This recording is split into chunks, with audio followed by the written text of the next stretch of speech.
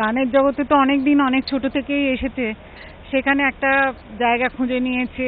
বাবুলকে সকলেই চেনে, বিখ্যাত হয়ে গেছে, কিন্তু এই জগতে তো নতুনভাবে প্রবেশ করলো না, এই রাজনীতিতে খুব অল্প দিনের মধ্যে। আমার তো মনে হয় অনেক কিছু শিখতে চেষ্টা করছে, এবং খুব মনে হচ্ছে মানে মোদির খুব স্নেহধন্য বাবুল, খুব উনি পছন্দ করেন, এটা কথাবার্তাতে মনে হয়। বাবুলকে কখনো আপনার মনে হয়েছে কি না এখন গান পড়াশোনা করবে না, চাকরি করবে না, গান করবে, তারপর রাজনীতিতে আসবে, কখনো আপনার মনে হচ্ছে কি স্টেপগুলো? কোনোদিনও ভাবিনি আমি। তবে একবার বাবুলকে বলেছিলাম, বাবুল সবাই যখন যাচ্ছিল ওদিকে তুই আয় না একটু ভোটের দিকে, আমি বলেছিলাম, কিন্তু মনে হয়নি যে এদিকে আসবে।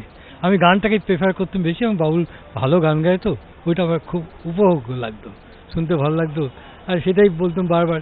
কিন্তু হঠাৎ যে এখানে চলে এসেছে আমার তো ভীষণ আনন্দ লাগছে এখন, আমি অভিভূত একদম, কি বলবো। কিন্তু ম্যাডাম লড়াইটা তো খুব কঠিন ছিল। পশ্চিমবাংলাতে দুজন মাত্র সাংসদ, তার মধ্যে বাবুল একজন। নরেন্দ্র মোদীজি আসানসোলে গিয়ে বলেছিলেন কি বাবুলকে আমাকে পার্লামেন্টে দিয়ে দিন।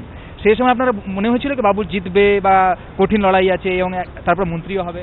আসানসোল থেকেও খুব সমর্থন পেয়েছিল সবচেয়ে লোকেদের প্রচন্ডভাবে, আরও খুব খেটেছিল, যেটা সারা দিন ধরে সকাল থেকে আর রাত পর্যন্ত ক্যাম্পেনিং এ সারাক্ষণ ঘুরেছে, লোকের মন জয় করার জন্য পথে পথে গানও গেয়েছে।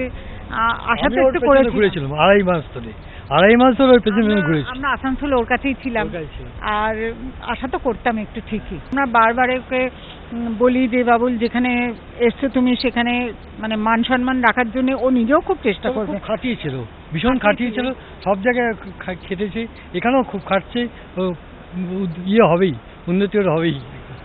না, আসানসোল যেটা ও নিয়েছে আমার তো মনে হয় সেখানকার উন্নতিও নিশ্চয়ই করবে।